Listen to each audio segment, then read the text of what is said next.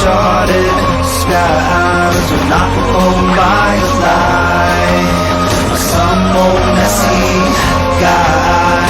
Not owned by a lie, we're not owned by a lie, we're not owned by a lie.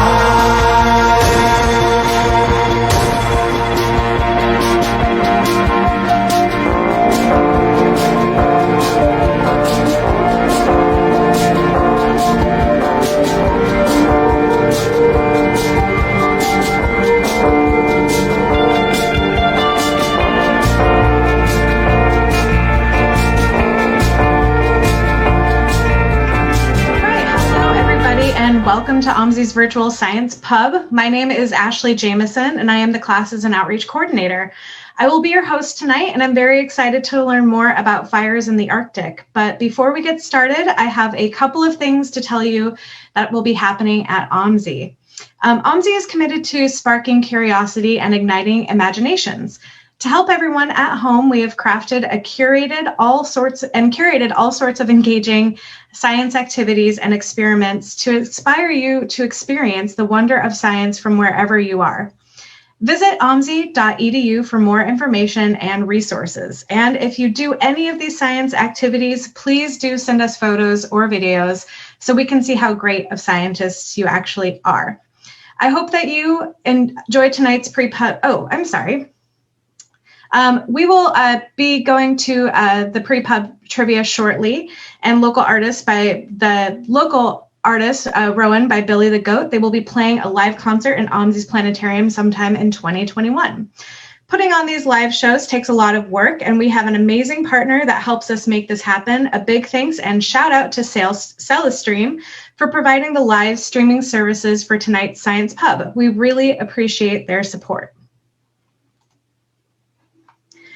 OMSI's Body World exhibits just closed, and we are preparing our next exhibition, The Life and Legacy of Genghis Khan. This exhibit will immerse visitors in the rise and fall of the Mongol Empire. It opens October 24th. And in the meantime, you can tour the USS Blueback submarine, visit our Natural Science Hall, or enjoy a show in the planetarium. We upgraded the HVAC in the planetarium and added a bipolar air ionization system. Advanced tickets are required for all experiences, so please check our website for more information to see how OMSI is following the state guidelines to keep all of our guests and staff safe.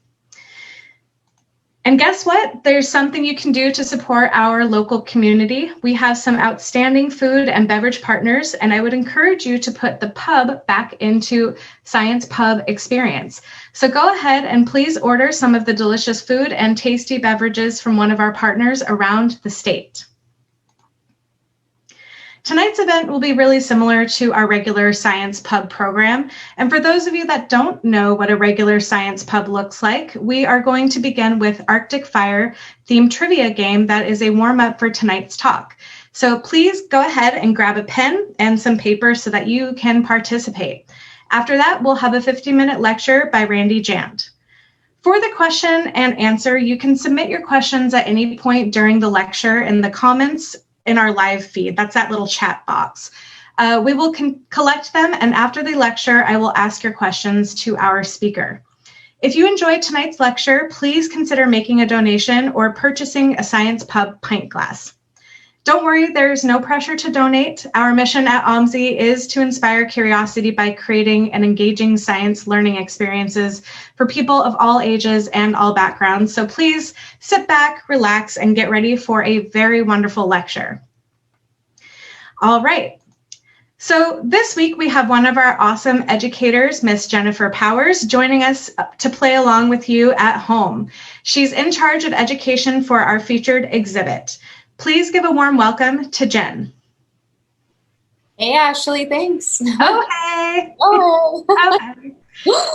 So let's get started with our trivia game. Grab a pen or a pencil and some paper so that you can play along against your family. I suggest that you make it a little interesting. You could play for bragging rights, but you also could play for who's doing the dishes next or who has to vacuum or take out the trash or whatever. Make it fun. There are 10 multiple choice questions, so I'll read out a question, give you time to guess, and then reveal the answer before moving on to the next one. Hopefully you are all feeling ready. Give a big thumbs up or a woo woo if you're feeling ready. All right, I can hear you resonating throughout Oregon and Washington. Yeah, I'm not loud enough to represent all of the awesome people who are about to play, but I am ready. All right, Jen. So here we go. I'll put up our first slide and you can take it away. Okay. Forest fire danger in Alaska and Canada is rated by how tall the trees are, how dense the trees are. I'm going to guess C, how dry the moss on the forest floor is. Okay, so we're going to go ahead and go to the next slide. And you're right, Jen. Good job. Awesome. Number 1, Jen. Might be the only one, Ashley. I know, the only one ever. All right, let's go on to the next question here. There have been 216 wildfires. Jen, take it away. Okay.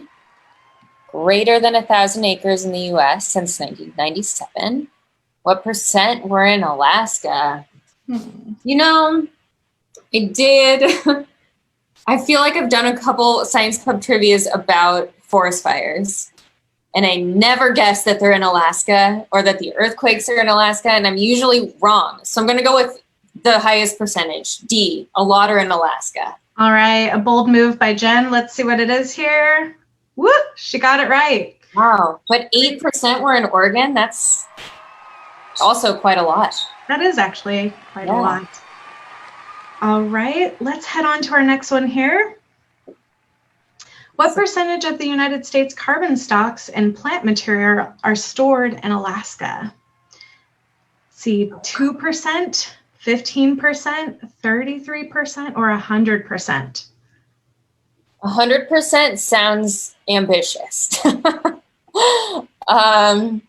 I would think it's maybe more than 15. So I'm going to go with 33, a third of carbon stocks stored in Alaska. Alaska is a big place and there's a lot of trees. It is, yes, it is a very large place. Let's see here. 33. She's 3 for 3. Hopefully you all at home are also doing just as well. Either way, go ahead and give yourself a pat on the back. Good job. Good job, teams out there. It's too bad my dogs can't do the dishes. That's so funny. I'm winning. You can always try. Which of these Arctic regions has experienced a large wildfire in the last 2 years? I mean, I know that there have been wildfires in Siberia that have certainly made some headline news recently. And I would think that there had been some in Canada too. I don't know as much about Greenland, but I'm going to go with all of them, unfortunately. Okay, all of the above. So that's Greenland, Siberia, and Canada. Whew, it is all of the above. That is hard news to hear. Yeah, not altogether unsurprising though, I suppose. Yeah. We're excited to learn a little bit more about why that's happening in our talk with Randi. All right, so our next question. Logging and industrialization is currently influencing the fire environment strongly in which of these Arctic countries? So we have Iceland, Alaska, Sakha Republic, Russia, or Greenland? There's no all of the above answer for me to choose on this one. All right, logging and industrialization influencing fire environment. I really wish we had the Jeopardy, soundtrack right now to play. Give me a time limit too. I guess I'll go with Alaska. Okay, popular answer. Popular answer. Oh no! Oh no, you're just gonna have to be doing the dishes. Sorry, Jen. You're right. You're right. I think your dogs are relieved. Okay. All right. Okay. Well, still give yourself a pat on the back. It was a good effort. All right. So our sixth question is tundra fires, which burn deeply into organic soils, can have profound consequences for A, berries, B, underlying frozen soils and erosion, C, seal hunting, or D, plant nutrients? I will. I would love it to be seal hunting because I would want to know why. Yeah. Although I'm not sure that that's the answer. Underlying frozen soils and erosion. So are we talking like, okay, I don't know. It's either B or D. Okay. I don't know either. I don't know. I don't know. I guess B, because that sounds interesting. And I would assume that if it's burning into soils, that it might be influencing the like how solid and how much the soils move, but also it would affect plant nutrients. Can I pick both? And that is a very good hypothesis. Good job. That's my thought process. That's all I got. Nice one. Okay, here we go. Hey. I got that counts, right? Yeah, definitely. That was one of them you picked. Yeah. Huh. I wonder if it does affect plant nutrients. I'm gonna have to do some research. I guess so. All right, you ready for 7, Yes. Jen and everybody out there? All right, the hardest tundra plant to kill with fire is the A, cotton grass tussock, B, reindeer lichen, C, sphagnum moss, or D, Arctic blueberry. Hardest plant in the tundra to kill with fire. It's, I don't know. It seems like lichen and moss would be pretty delicate, so I'm not going to choose them. And then I don't know what cotton grass tussock is, so blueberry. The blueberry answer. Arctic blueberries. Seems legit. You're like, I know what a blueberry is. I know what blueberries are. Yeah, very good. Okay. No! Oh, thwarted. I don't know. Thwarted by the cotton grass tussock. All right, I gotta look that one up too. All right, are you ready for number 8, Jen, and all of you viewers out there? Ready? I need to get one right here.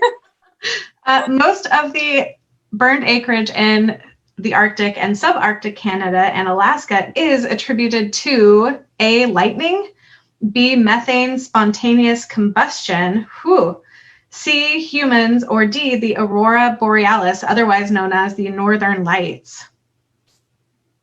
Well, I would love it to be methane spontaneous combustion because Yeah, that sounds super interesting. that's Actually. super interesting. But I'm gonna go with humans. Humans. Yes. So like maybe forgetting to put out those campfires and flicking. Yeah. Yeah. Yeah. Okay. Let's see. Ah, Lightning. lightning. That was my other answer. That is actually really surprising. You wouldn't think that lightning would be up that far. I don't know. But I like that the answer isn't humans. Yes, me too. I'm glad I got that one wrong. Me too. Let's see. If the question was number of fires, the answer would be humans. Oh, okay. Well, then Yeah. Was that note there the entire time and I didn't read it before? I don't know. I don't know.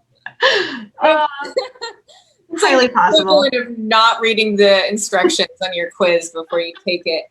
That's okay. You're doing a great job. Pat yourself on the back. Everyone pat yourself on the back. Amazing. All right. All right. Just 2 more questions. Here we go. So soil, which does not thaw annually but stays frozen for years, is called A, an active layer, B, thermokarst, C, permafrost, or D, turbo-cryosilt. Wow. Those are awesome. That turbo cryosilt sounds awesome, but I'm going to stick with permafrost. Okay, permafrost. Woo! Ding, ding, ding, ding. I know. See, right. Omni helped me out with that one because we created that amazing traveling exhibit all about permafrost. Yep, we learned so much. That's exactly what I was thinking of. Yep. And it says the active layer is subject to seasonal frost and thaws in the summertime. Very cool. All right, going out strong. Here we go. I believe in you, and everyone at home, I also believe in you. The factor which has the largest influence of disproportional or exaggerated climate warming in the Arctic is A, fire, B, sea ice, C, forest clearing, or D, plant productivity. The largest influence. Well, I would think that it'd either be fire or forest clearing, but given our talk is about fires, I'm going to choose fire. Okay, wise choice. Productivity, if it's overproductivity and then it burns, I'm still guessing fire. That too. Yeah. Again, good hypothesis. Here we go. Let's see what it is. It's sea ice. The one that I didn't even consider. Cool. You know, it is a picture of a polar bear with sea ice. I'm just missing all the obvious clues today, Ashley. You're like, Jen, do you see this large polar bear? Yes, I see it now. You know what? I would have thought it was fire though too. They're just trying to tease us. So you know. Randy's trying to trick me with the questions. Very tricky. That's good. That means there's more things that I need to learn from the lecture. So. Exactly, right? This is going to be beneficial for all of us, hopefully. So, well, thanks so much for joining us tonight, Jen. And we hope that you at home, and we definitely did. I think Jen and I both learned a lot of new stuff in this little trivia here. So thank you very much for joining us, and give your dog some scratches and some love for us. And I will, yeah. enjoy the presentation. Of course. Thanks, Ashley. Bye, y'all. Bye. All right. So hopefully you all enjoyed that Science Pub trivia. And right now I'm going to introduce the person of the hour. Her name is Randi Jandt, and she is an ecologist from the Alaska Fire Science Consortium based at the University of Alaska Fairbanks International Arctic Research Center. She has an MS in wildlife management from UAF and 30 years field experience in Alaska as a fire ecologist, wildlife biologist, and sometimes firefighter. In her current part-time posting with UAF, she works with research groups from all over the country and fire management agencies in Alaska to facilitate fire science we can use. Current areas of research involve the effectiveness of fire fuels, breaks in boreal forests, and how climate warming is changing the fire regime, tundra, and forests in northern latitudes. Rick Tommen provided information for this lecture, and Rick is an Alaska climate specialist at University of Alaska Fairbanks International Arctic Research Center. He produces climate change information describing Alaska's changing environment. His work spans the bridge between climate monitoring, Alaska communities, and media. So please welcome our guest, Randi Jandt. Hi there. Can you guys hear me? Hello? Yep, I can hear me? Okay, great. Just want to make sure. Well, thanks everybody for attending tonight's lecture. Gosh, I thought Jen was going to get all those questions right and I wouldn't have to give this lecture. So anyway, I thought everyone might be tired of talking about fires, but I see a few of you still out there, so that's nice. Thank you, Rick, for helping me put this presentation together. And I think he was going to try to be on the chat room feed tonight, so along with some other Alaska colleagues who are really knowledgeable about fire and climate in the Arctic. And so feel free to put those questions in the chat box. We'll either get them now or at the end. So Arctic and subarctic fires were in the news last summer, 2019, and again this past summer, at least before they were eclipsed by that late emerging horrific fire season in the Pacific Northwest and California. So why are we getting large fires in the lands of the midnight sun? And is this something new? And is there really more fire in the Arctic and subarctic? Certainly in Alaska and Western Canada, we have been experiencing intense wildfires and severe fire seasons, especially in the last couple of decades. But fires in Greenland? Really? Yeah, in 2017, one of the largest known Greenland tundra fires occurred, and it happened again this year, captured by satellite imagery here that BBC shared on their website. And Russia, the Siberia portion particularly, has had at least a 3-year siege of fire. But did you see the Russia fires in the news this year? In July 2020, Greenpeace estimated that the fires had burned more than 52 million acres of land in Russia. Think about it, that would be about 80% of Oregon. And about 27 million acres of that was forest. So does anybody know how much of Oregon, how much acreage burned in Oregon this year? As of late September, the NWCG, National Wildland Fire Coordinating Group website, was reporting just under 1 million. So 50 million's a lot. And by the way, that's actual photo of Siberian firefighters from a colleague of mine at IARC this year. So does anybody in the Pacific Northwest remember this? On the left, in early July, before the Washington or Oregon fire season kicked off, there were some hazy skies, some red sunsets, and it made me wonder where the smoke was coming from.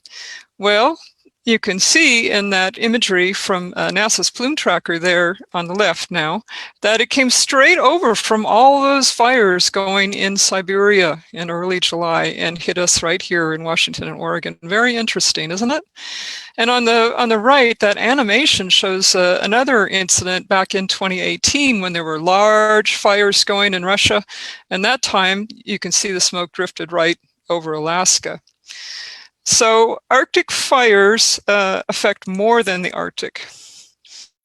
So a little about me, just my story. I've spent most of my career working in high latitudes. I went up to Alaska as a seasonal firefighter in 1986, but I became interested in wildlife and habitat and fire ecology. So after a decade as a wildlife biologist, I began working for the Bureau of Land Management as a fire ecologist, which is still what I do for the University of Alaska Fairbanks Fire Science Consortium part-time.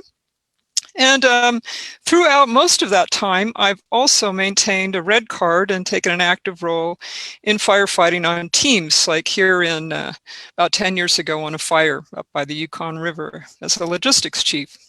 So these past few years with my position at IARC, I have colleagues conducting research in some of the other Arctic and subarctic countries, and sometimes they let me participate.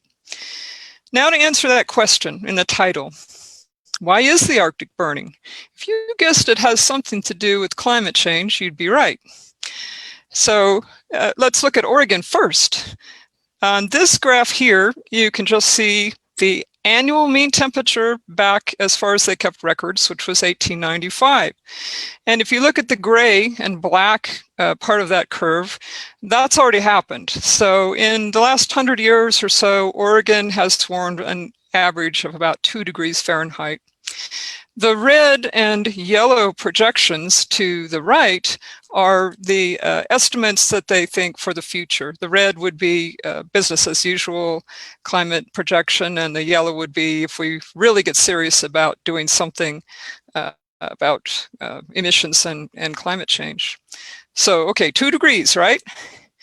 But during half the number of years, Alaska has warmed 4 degrees Fahrenheit on average since 1969. And so this graphic from Rick here breaks that down by region.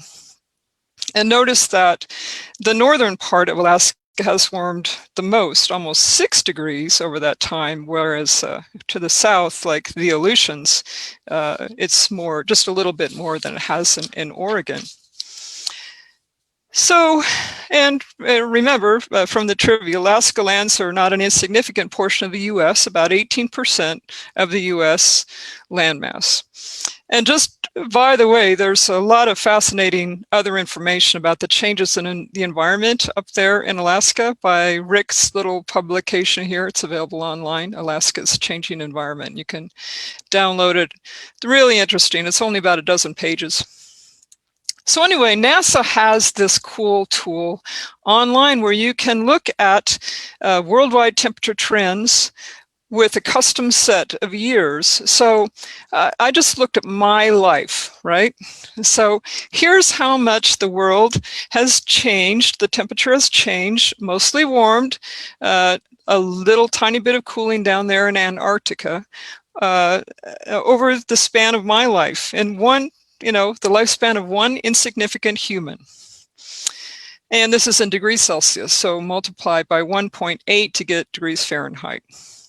So we may be insignificant as individuals, but collectively as a species, we are greatly influencing the world's climate. And again, on this graphic, notice how the Arctic has warmed much faster. They call this phenomenon Arctic amplification. What causes it?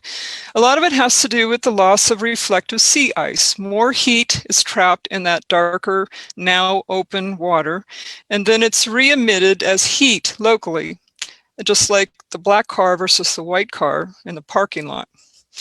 National Geographic magazine had an article on the changes in the Arctic with that cover there last year in September, and it goes over a lot of these changes and goes into this phenomenon in a lot more detail. And then this year in August, there was this little article in Science magazine. Some of us could still be around to see an ice-free Arctic Ocean. Pretty amazing. So this more warming up there melts more ice, and that induces more regional warming, etc. And this trend in sea ice disappearing has been relentless.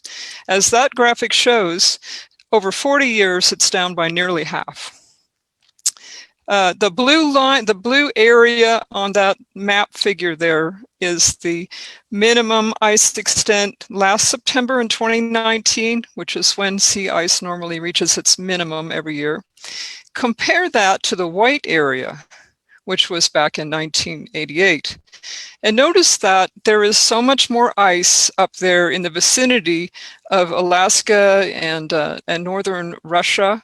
Russia's upside down because you're standing on the, you're up above the North Pole looking down on that figure.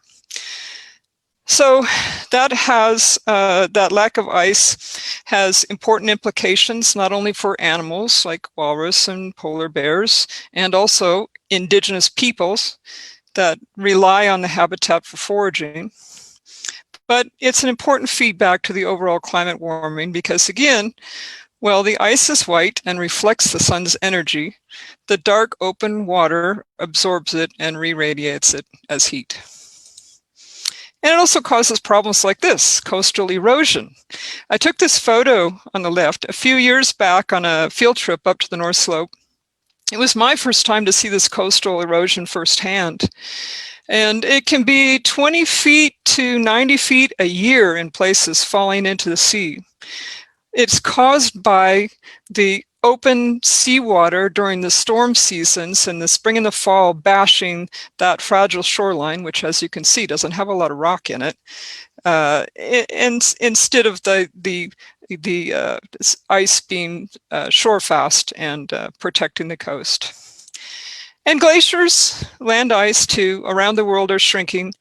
The starred lines there show two different ways measurements of the average Alaska glacial ice mass, but the black line in the middle is pan-Arctic glacial ice. And notice it's taken a steep downward trend, particularly after the 1990s. So maybe most importantly regarding fire regime, the ice frozen in the ground is also warming and melting. And this frozen soil, which Jen was correct, called permafrost, that was mostly created during the last ice age, meaning it's mostly more than 10,000 years old. It can be 60% water. So when it thaws, in this example, because of a tundra fire, we'll come back to that in a minute, it can create large slumps. And and all across the state, this permafrost is warming steadily. This graphic here with the colored lines shows southern Alaska, the green line on the top, and then the red and blue are Arctic Alaska. The warming that's already occurred is to the left of the dotted line, and the projected warming is to the right. And pretty soon, most of those lines get really close to or even into the pink area, and that's thawed. So experts with USGS predict that by the end of the century, Alaska might lose maybe 25% of its permafrost. And they've discovered that southern Alaska, the Kenai Peninsula, they've already lost over half of its discontinuous permafrost in the last 60 years. So it's probably occurred to you by now that there could be sort of a feedback here. This ice that's been frozen for so long has a lot of methane in it.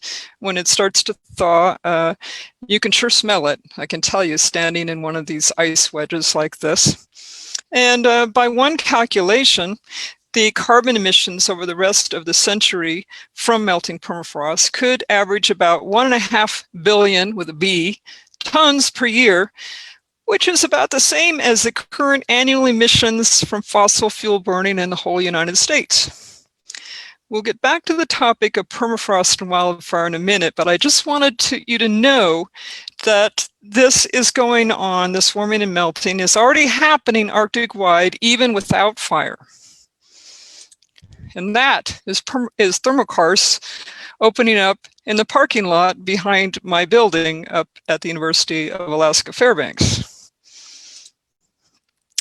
Okay, so I had to show you this extreme example of thermokarst. This is in Russia. This is the Batagai Depression. It's the largest thaw slump in the world. And it's about a half-mile wide and over 300 feet deep. They call it the gateway to the underworld. It's less than 50 miles from that Siberian Arctic town of Verkhoyansk.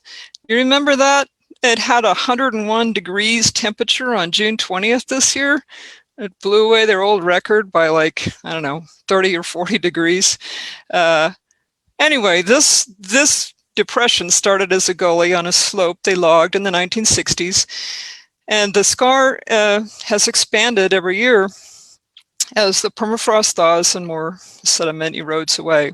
It was threatened by wildfire in 2019, and they were worried that if the forest burned around it, it would be, start to grow even faster. But even without that, its growth has accelerated since 2016 from about 32 feet a year to maybe 40 feet a year. Okay, when is she going to get to the fire part? So this is the record of acreage burned in Alaska since 1950. And it's pretty clear that in the past 20 years, we've experienced a clear shift towards more frequent large fire seasons. The large fire seasons here are identified as the red bars. And if you balance this graph of years in the middle, the red bars on the right, the more recent decades certainly, are a lot heavier. There's still a few, there are still years where relatively few burned acres occur, like this year.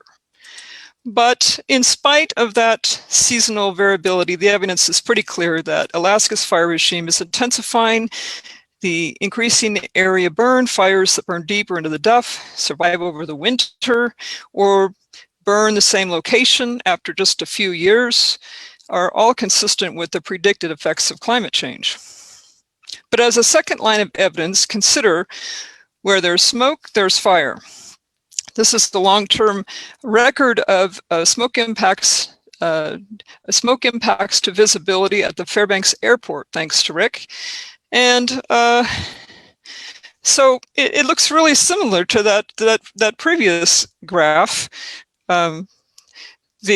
Prior to 2004, Fairbanks had only one summer in the previous half century where there were more than 3 weeks of significant smoke impacts. But since 2004, it's happened 5 times. So what does boreal wildfire look like? Forest fires can be very intense, releasing a lot of heat and smoke into the atmosphere.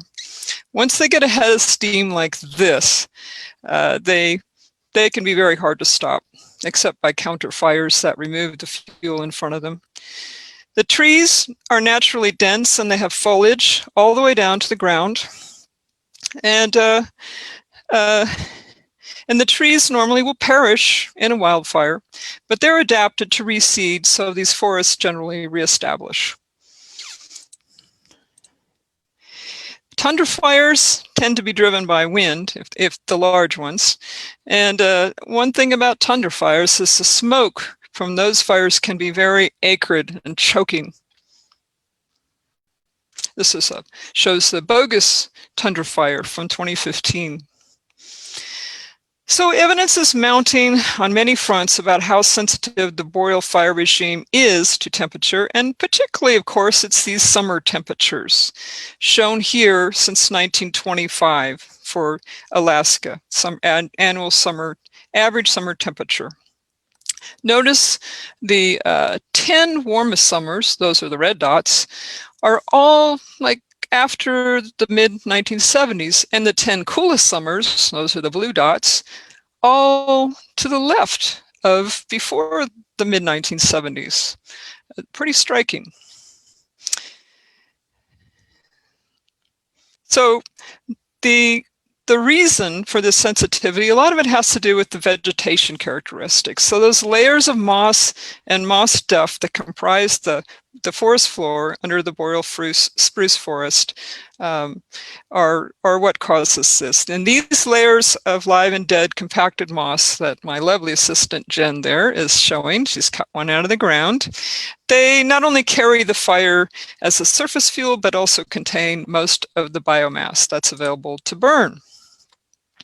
And I was very impressed that Jen got that question right about the moss. The moss duff responds faster to heat and that 24 hours of sunlight a day under the midnight sun than the large woody slash in the western US. Moss is a plant, but it's not rooted. It gets all its moisture pretty much from the atmosphere.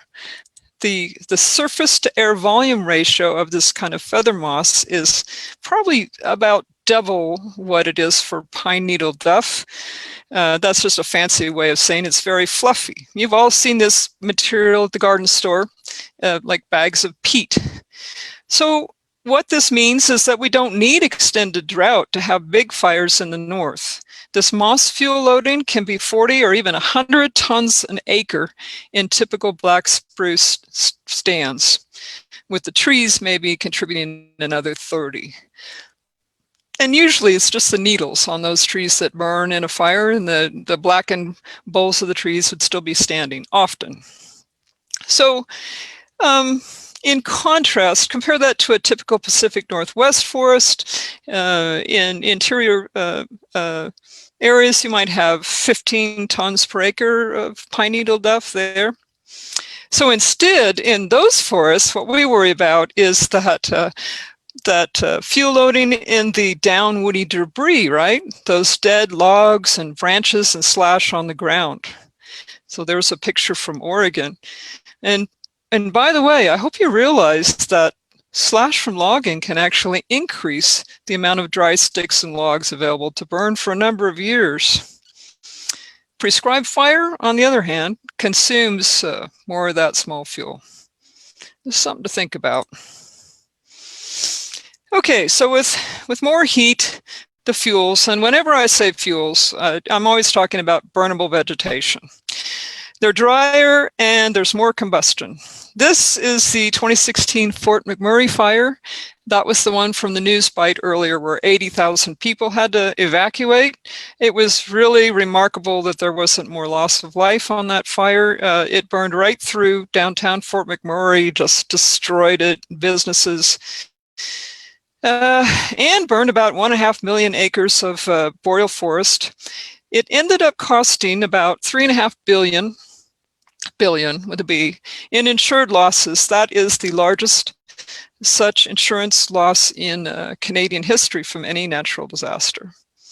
Now, when they got those 90-degree temperatures and drought in early May that year in northern Alberta, that was a very extreme event. But as our climate warms, it makes these extremes or extremes like the 2015 Alaska Fire Service, the 2015 Alaska fire season, excuse me, where we burned 5.7 million acres, it makes those extremes more likely. And that's not just true in Alaska. I don't think I need to tell you.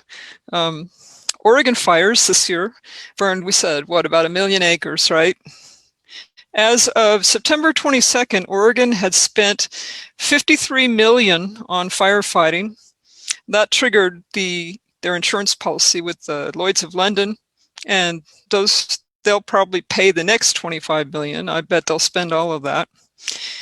And that doesn't count expenses by the Federal Forest Service and BLM, by the way, their expenditures on firefighting. So do some research into the root cause, and you'll find a lot of talk about drought and fuel dryness combined with that ginormous wind event that was too much for the power lines.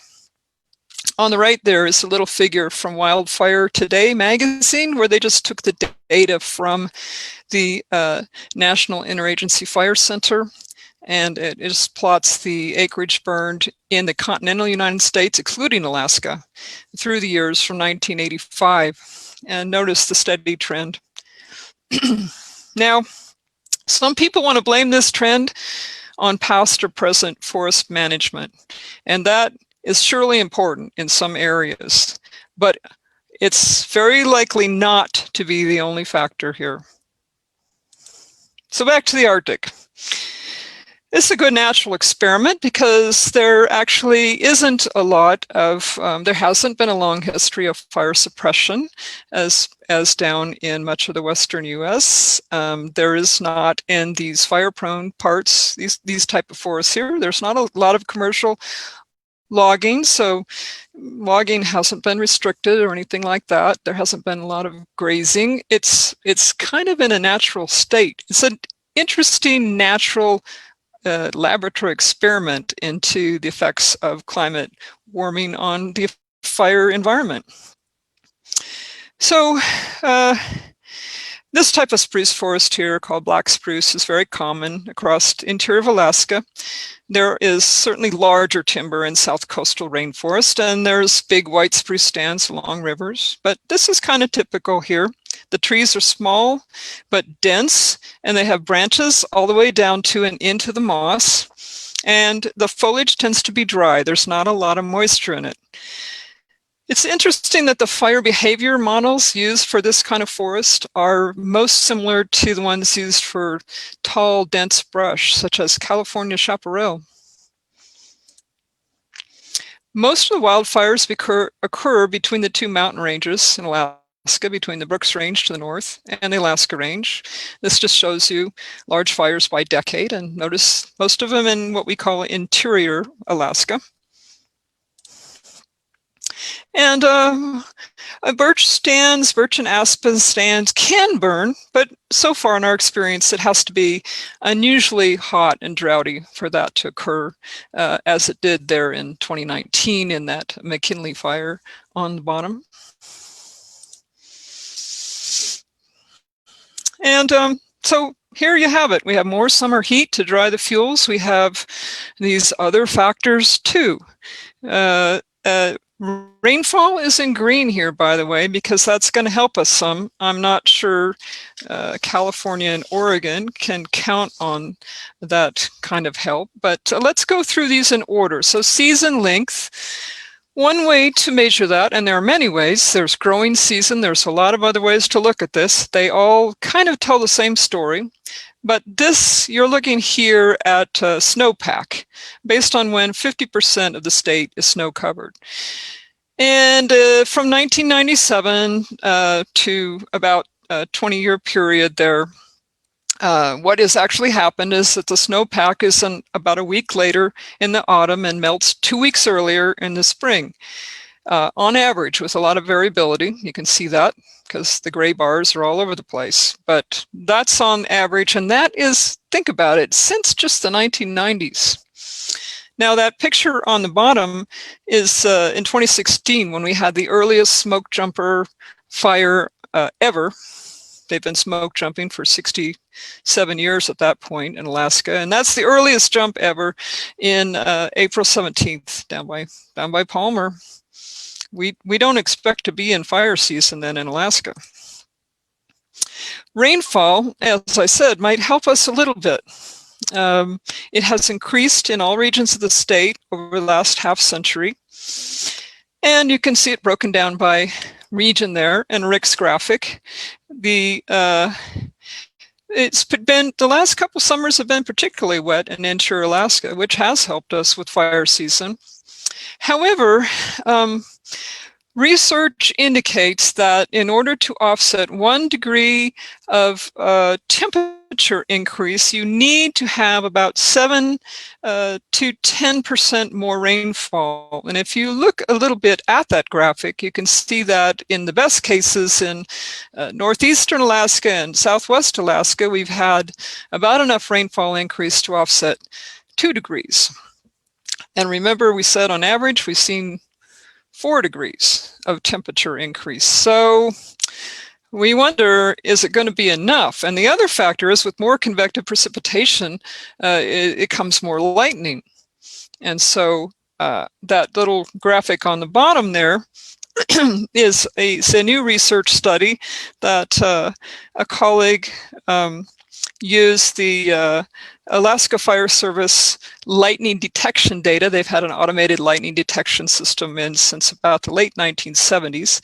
And he had to, detrend that data and do some normalization. But basically, he wanted to see if there were trends in lightning. So in that graphic on the bottom, where lightning is decreasing, you would see blue. And where lightning is increasing, you would see red. Anybody see any blue? Right. So lightning is on the increase throughout the state in that period from 1986 at least until 2015 that he studied.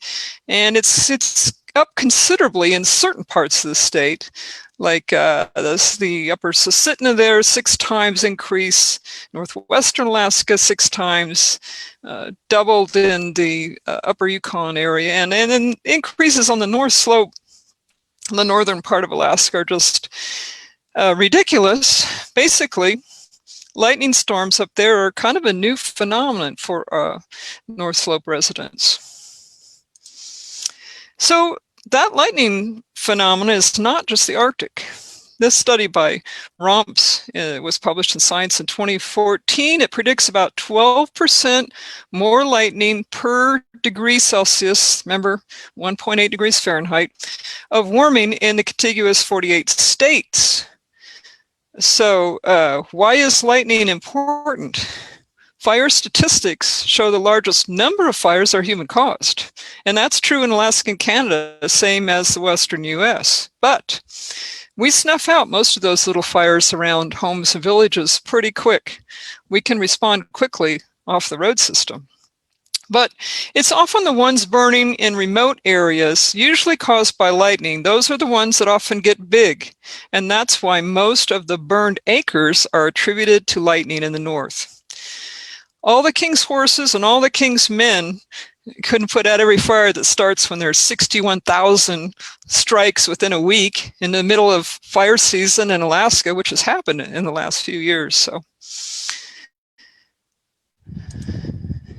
So a colleague of mine who's Sandra Verbecky, shown here, who's at the University of Amsterdam now, did this study for Nature Climate Change back in 2017. And he took a huge data set involving all the MODIS hotspots where fires were detected in Alaska, and that all the lightning strikes, that lightning detection data set. And he applied some climate projections to get a model of what would happen to burn area with that increase in, with that climate change, and would the lightning increase. And basically, so what he did, he took that data and then he projected it from now until mid-century, and he added 5 degrees Fahrenheit and 3/4 of an inch of rainfall based on what the modelers were predicting. So his studies shows that lightning would be up by 59%, causing about 78% more ignitions, and we'd get about a doubling of burned area by mid-century. Mid-century, not that far off. And we feel that this is fairly conservative. If you just model climate and acres burned, you can get a much larger number for Alaska, but we do feel there will be some negative feedbacks from converting more of the forest to younger, less burnable vegetation and that sort of thing, which were factored in here. So now we've talked about temperature, season length, lightning, and rainfall. The last factor on that list was what? Permafrost. Permafrost governs the soil temperature and moisture regime of a large portion of the boreal forest. It limits the runoff from rainfall or snowmelt to near the surface, and also limits the growth of plant roots to near the surface. The plants can only use the nutrients in that seasonally thawed active layer at the surface. Kyle's measuring that active layer here by inserting a probe down until it hits ice. So every summer, with the active layer deepening in maybe mid-June to mid-July, depending on the site and the spring rainfall, the moisture content of this moss stuff plunges rapidly. So this is what Jim Reardon here at the Missoula Fire Lab a few years back is getting ready to burn an Alaska duff plug to show how that moisture content affects combustion. It's basically, once it starts to dry deeper, it's going to burn a lot deeper. The right-hand photo demonstrates that a natural experiment where the tree canopy here intercepted and shed the rainfall so that the area right under the tree was much drier. And when the fire came through, it burned all that area under the tree down to mineral soil, but it left a lot of duff remnants around in the areas outside the tree's protection. Not only does the moss moisture affect its burning, but burning can affect moisture. Here we're looking at the aftermath of a 2004 fire up by Central in Alaska, for you Alaskans. And that water you see is not from rain, but from subsurface melting. That ice protected those lower layers of duff by making them too moist to burn very deep. And that moss layer, by the way, is not to make it out to be too much of the bad guy. The moss layer is also what's been insulating and protecting the ice. Each centimeter thickness can reduce subsurface temperature by about 1 degree. So the point is the disappearance of permafrost or deepening active layers can lead to deeper burning fires, which could in turn lead to more thawing. And this is a relatively new area of research that's only now being included in some of these models of what's going to happen to the forests, what's going to happen to the tundra. Another consequence of deeper drying is the potential for increased smoke emissions by as much as 10 times, actually, due to consuming more biomass. There are recent studies quantifying emissions of severe or deep burning fires in Alaska and Canada, but we know a lot less about the other Arctic countries, like those Siberian fires this year. Oh, and one difference that I was going to mention, even though it was sort of on the trivia questions, is that in Russia, at least in the Sakha Republic region of Yakutia, the increase in fire has also been linked by some recent research articles to an escalation of oil and gas industry development and commercial clear-cut logging. This graphic here is actually showing us a carbon monoxide plume with NASA's infrared sounder, and this was from last year. And this shows again when those big fires last year were burning in Russia and some in Alaska, where the emissions, in this case, the carbon monoxide was going. Arctic fires don't stay in the Arctic. Even though these fires are mostly remote, there are health consequences consequences. A colleague told me that the 2010 Moscow peatland fires caused an estimated 56,000 premature deaths and maybe 15 billion in losses from health outcomes there. So it makes you wonder about this year's fires. Another consequence is more of these. Now, I did not invent this term, by the way. We've long called them holdover or overwintering fires. Fires can appear to be out, in other words, but they retain smoldering combustion deep in the fuel bed. And notice how deep those ash pits here are from this 2019 fire by McKinley Village. It's about half of Pulaski. And in that birch stand there, the roots have completely burned out under the birch, felling the trees, even though the flames weren't even high enough to burn the leaves off. Then these fires flare up again when the weather favors flaming behavior and fires spread again. And since 2005, there have been about 40 reported overwintering fires in Alaska, not counting what's been in Canada and other places. Many of these occur the year after severe fire seasons. Apparently, these zombie fires were a big factor in this year's record fires in Siberia by kicking the fire season off to a very premature early start. Recent studies have found profound and long-lasting thermokarst from fire in tundra, and sometimes erosion. Pretty dramatic erosion can occur, as in this example from a Seward Peninsula fire. And in an interior boreal forest as well, there's new evidence to quantify fire's ability to accelerate permafrost degradation. One study of a 1983 forest fire north of Fairbanks called Rosie Creek for you Alaskans on there, found permafrost has warmed or is still thawed several feet deep under the fire area and the bulldozed fire line relative to the unburned forest. So an interesting example of these effects was a field study I've been involved in for over 10 years, the Anaktuvik River fire in 2007. And it burned north of 69 degrees latitude in Alaska, covered 250,000 acres of North Slope tundra. I'd like to take you on a quick tour up there before we wrap up, just to look at some of the after effects of one Arctic fire. And here I'm talking with team member Dr. Ben Jones, who's an expert on the hydrology of cold regions and permafrost at IARC, International Arctic Research Center at University of Fairbanks. Anaktuvik, by the way, means caribou poop or place of caribou droppings. And it's also the name of the nearest village, Anaktuvik Pass. It's the home of Inupiat people who know the most about this area and who are caribou people. Unlike many of the northern coastal Inupiat, you might have heard them referred to as Eskimo, who are marine mammal hunters.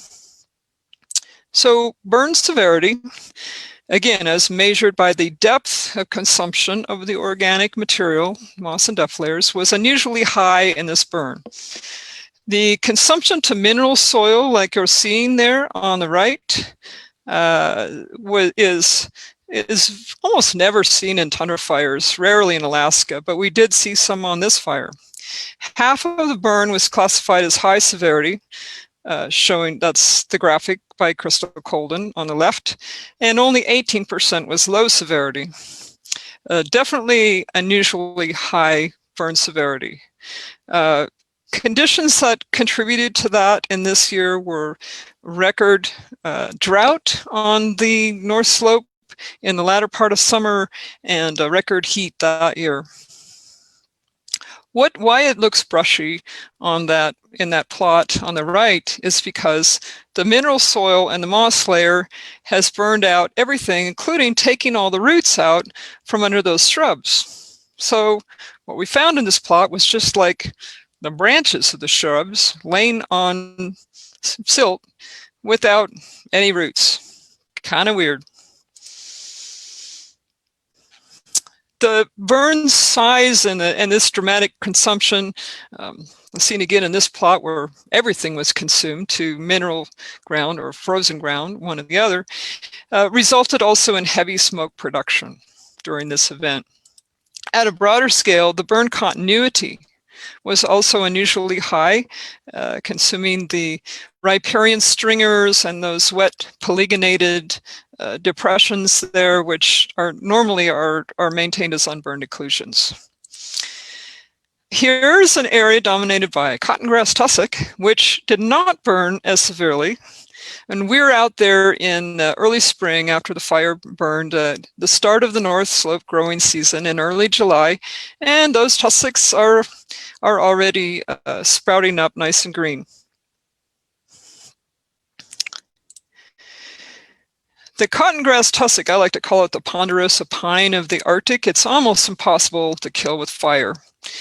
It has this like central core of tightly interlapped, interwoven leaves that's really dense. And it holds this kind of moisture in the core, and it's just so dense that it's hard for fire to even burn it. So these plants usually respond favorably to fire. These particular tussocks in this area had actually just burned again just before we got there. We figured within 2 weeks of us coming back on the fire's 10-year anniversary, we found 2 new fires. And these tussocks, even after burning a second time in 10 years, are resprouting quite happily. And that's a weird thing too, if you think about it, in an area where, according to charcoal records, the fire return interval should be something like 1,000 years. And we found 2 new fires within this area in the space of 10 years. So after 4 years, some kind of plant cover had returned to most of the burned area, even where it was severely burned, as you can see here. And it's not necessarily the same plants, though. After 10 years, not only was the active layer much deeper, but it was clear that the underlying permafrost was melting too, creating these deep cracks and melt ponds. The little inset in the lower left there was this same plot in 2008. It was high and dry and flat. And I neglected to bring my hip waders so that I could get into this thermokarst pond and stand over the same area to get the photograph 10 years later. The thawing was very substantial in some places, like these karst areas along the fire's western boundary, the Diminishing River. There was mass wasting like this. And again, you see that one ice wedge I showed earlier from the thermokarsting. From the helicopter now, you can maybe better appreciate the transformation in the land surface that's being driven by these changes in the subterranean ice topology. So my colleague Ben Jones found that these changes can be detected from space by satellites for like a century even. He's discovered several legacy fires from about a century ago and even mapped them. It might be hard, and this area was polygonated before, so you can see in the immediate aftermath of the fire, this polygonization is caused by the freezing and thawing in this area. But those cracks have greatly deepened after 10 years. I'll show you on the ground now. You can see that some of these cracks are up to 3 feet deep. And now more of the surface area, because of this change in surface roughness, it's now got a lot more relief in the ground. It's exposed to more summer warming, and the snow can also accumulate in here to insulate and to keep the heat in during the long winter. It's kind of backwards. You'd think more snow makes it colder, but no. More snow insulates the ground, keeps the heat in, and encourages thawing.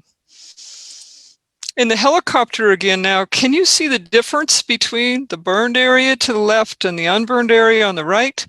You can sort of see the polygonization on the right, but in the burned area, it's become a lot more pronounced. And these severely burned communities, they do have some changes in vegetation. They have a lot more grasses, true grasses, not the cotton grass sedge. They have lush stands of some kinds of forbs like fireweed or salmonberries, and shrubs that are mostly good at resprouting from the burned bases are doing quite well. And in addition, there is colonization of additional willows. Willows are wind pollinated, and they release a lot of seed, and they are able to colonize some of those areas that were deeply burned. So those willows in particular, and the tussocks that are taller and more vigorous in the 10-year-old burn, probably means that the productivity of this area and its carbon intake are higher than before the burn, which is some good news, right? Again, more tall shrubs can trap more insulating snow in the winter and tend to keep the heat in the ground. And the plant community has also changed somewhat. This is again at the 10-year post-fire mark. It was very hard to find any lichens, for example.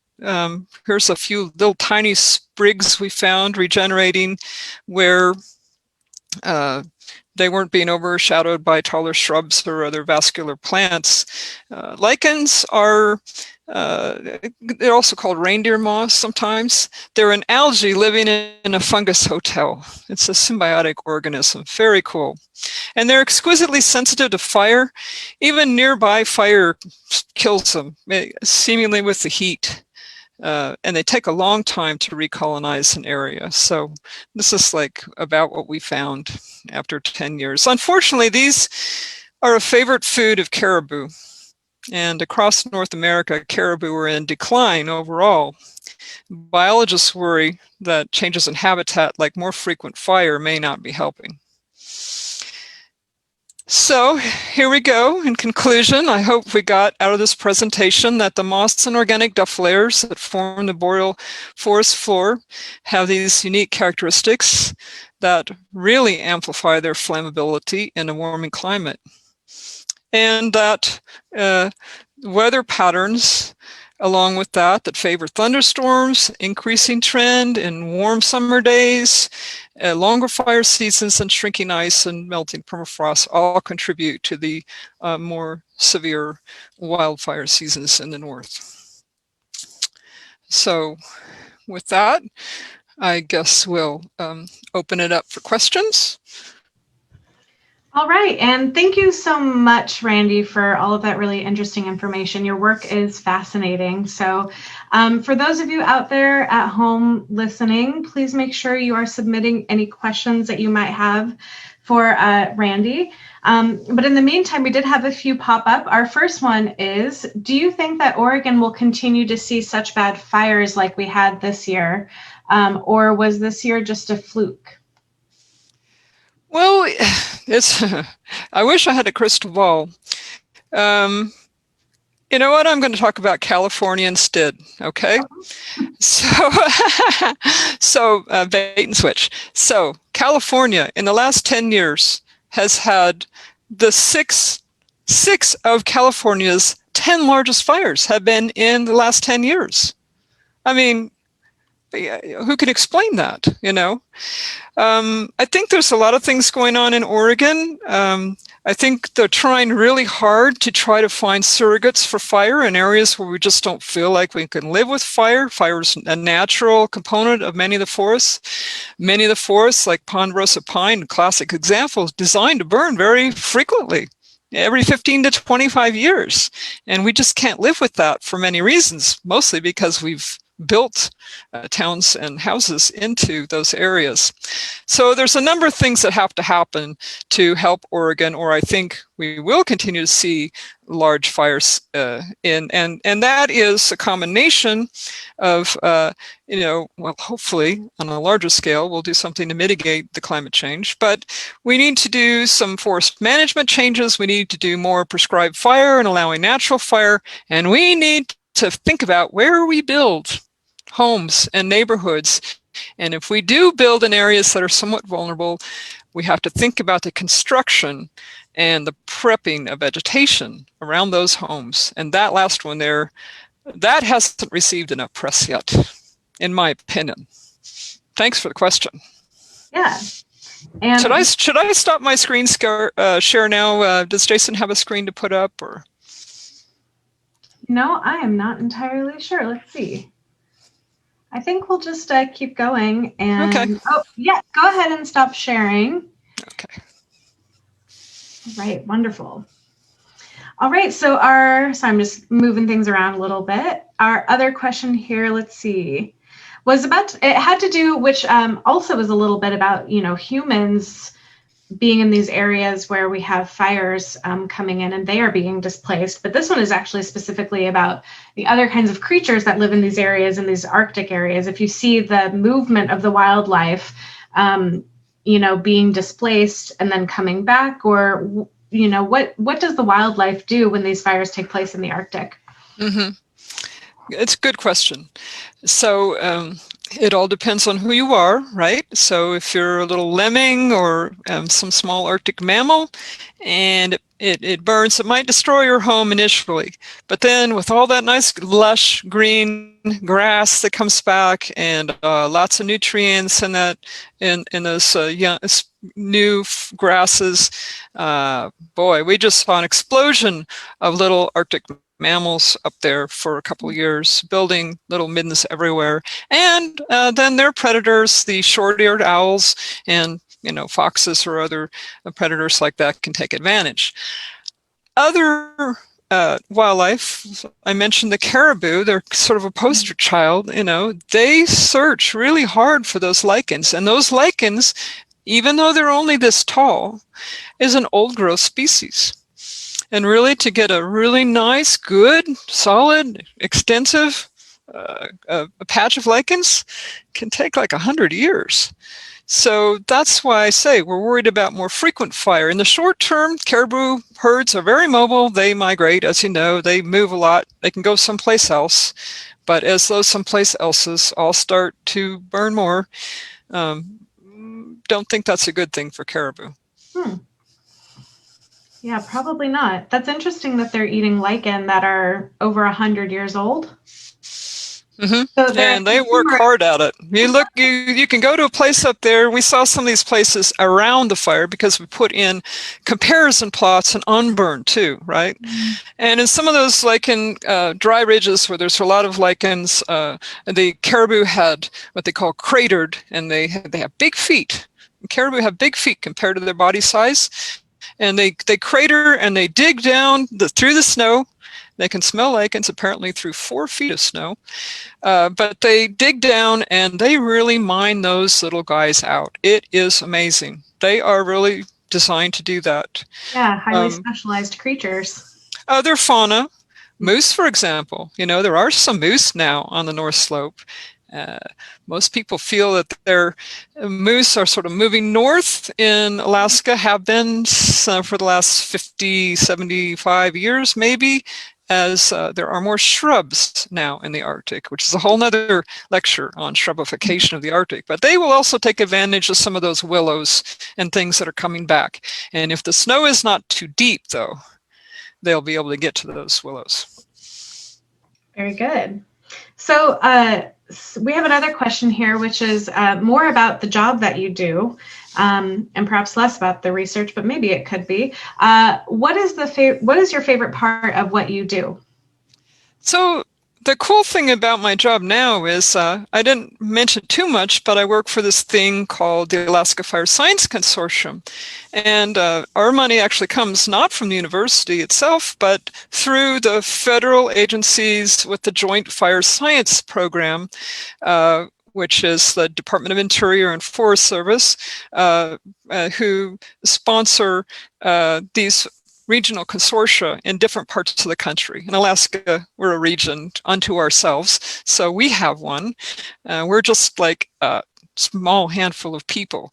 But the cool thing about it is I get to work with all these scientists and research groups from around the country and around the world, but I try to harvest what it is that the fire community and the managers and, you know, fire suppression folks, land managers, what they can use out of that science and try to bridge the gap between. And that's the fun.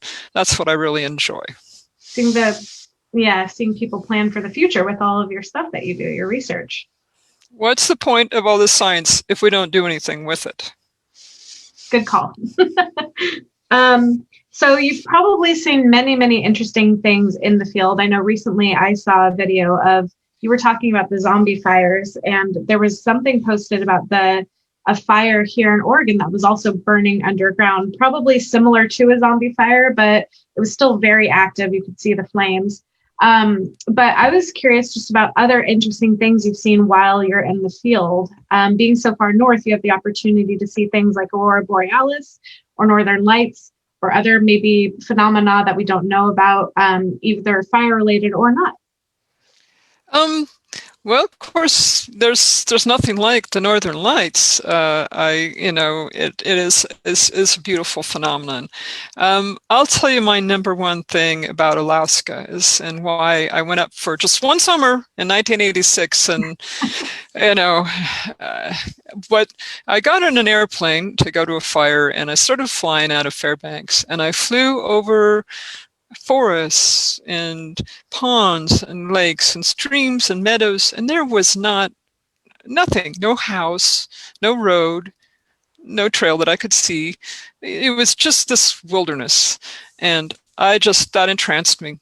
It's just that last frontier aspect was so cool. And to see sort of the natural, I don't want to say that there, have been humans there for 10,000 years.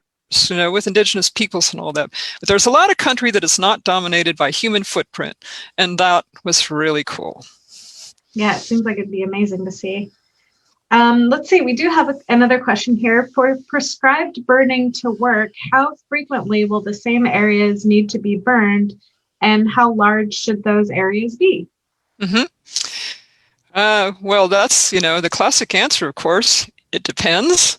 But it depends on the fire ecology of the type of forest you're in. So, the common example of ponderosa pine-dominated forest, where if it doesn't burn periodically, ponderosa pine's very resistant to fire. It's got thick bark, and the trees will take fire and survive. But if other species of trees like white fir and other grand fir and other things grow up underneath and there's no fire, and then suddenly you have this huge dense forest, then you're more likely to get a catastrophic fire that's going to kill off the entire canopy. So those kind of forests are the classic example. We have many in like the Blue Mountains area of Oregon, where you want frequent fires. And the measure of success is often that you don't get high mortality of the overstory trees, but it cleans up a lot of the fuels underneath. And these are, so there were many fires that were propagated by indigenous peoples who, recognize that there are many benefits to having this kind of opened canopy for different reasons. So humans have had, a hand in this for a long time. But the way we develop now, we're not so nomadic. We want to be close to the forest, but we don't like living with fire. So it becomes difficult. And that's what would limit a lot of the size of a prescribed burn that you could do. It's a real challenge for management agencies. I can imagine. Well, here at OMSI, I think we talked a little bit about an exhibit that we had developed earlier a year or so ago that has to do with permafrost. And that's what Jen was kind of referencing when we were talking about that trivia slide. And one of the things that you could do is use your senses to smell permafrost. I'm wondering if maybe you can describe for our viewers, maybe, to engage the other senses. We know what it looks like, and we probably know what some of it sounds like. I'm sure it's cold and windy, but I'm wondering maybe if you can tell us what what permafrost and the tundra smells like, and if it has a specific smell, something that other people may not always think of about working in a very specific area. Yeah, well, okay, you're up there on the North Slope, you're walking across, this tussocky field where it's like, a bunch of bowling balls under carpet. You've got to watch out you don't sprain your ankle, and there's mosquitoes buzzing around with a constant furor. And you come across some of these ice wedges, if it's a big one like that one I showed a couple times, and it just smells like, I don't know, it's like, all I can think of is dead, stinky dinosaurs. It's kind of got this methane, organic smell like out of the compost pile. And it's from all that, peat that's been frozen for all those thousands of years. And all of a sudden is starting to become active, and the decomposition is starting to go.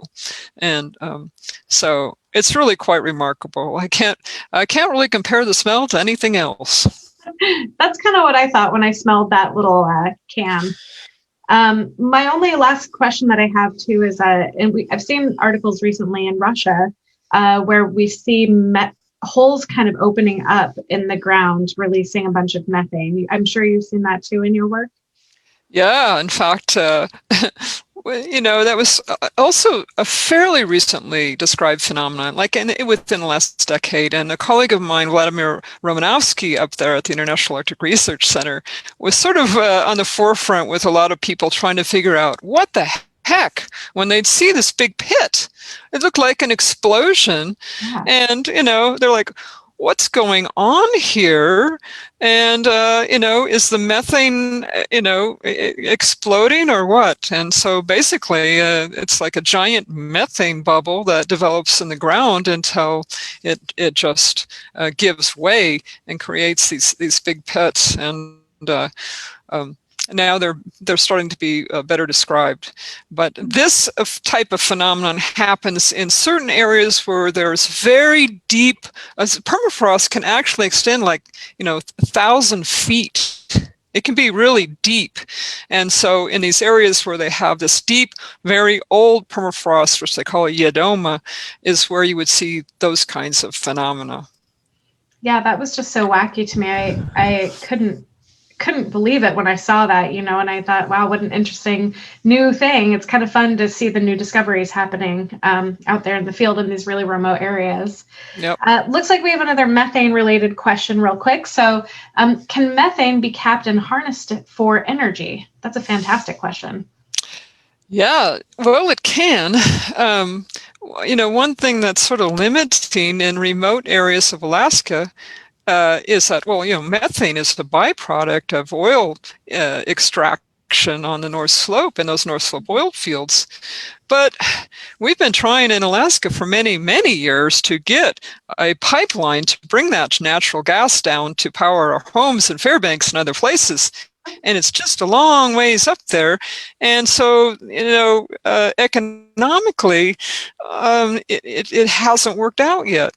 So in theory, yes, of course, we could harness all that energy from that methane that they're just flaring off right now. But, it's a matter of economics. And so I hope that that's one of the things that we do as terms of a strategy for the future, is figure out how to make that work at scale. Yeah, it's like a good idea. Well, it seems like we have no more questions. So I'd like to thank Randi, Jandt once again. Thank you very much for this very insightful and interesting scientific lecture on the Arctic fires. We really appreciate you joining us. And for everyone else out there in the internet land, we want to say we're out of time. And I hope that you enjoyed tonight's event. If you would like to watch the video again or share it with your friends, please check out the video section of OMSI's Facebook page or our YouTube channel. And don't forget to follow us on Facebook or Instagram and Twitter for updates on future events and inspiring content from OMSI. And I know I mentioned it at the beginning, but please do consider supporting Science Pub and making a donation via the Facebook donate button, or you can visit omsi.edu/donate to donate there. And please do join us also in 2 weeks on Tuesday, October 20th for a lecture by Dr. Tianchen Yu. She's an assistant professor in the Department of Physics and the Institute for Fundamental Science at the University of Oregon. And she is going to present evidence for the existence of dark matter, describe a few methods of searching for dark matter, and tell us about the latest research used in the search. So once again, thank you to our partner, Celestream, for helping us to make tonight's event possible. And as always, you can always get more information on our website at omsi.edu. And thank you to everybody, and please have a good night. We will see you later.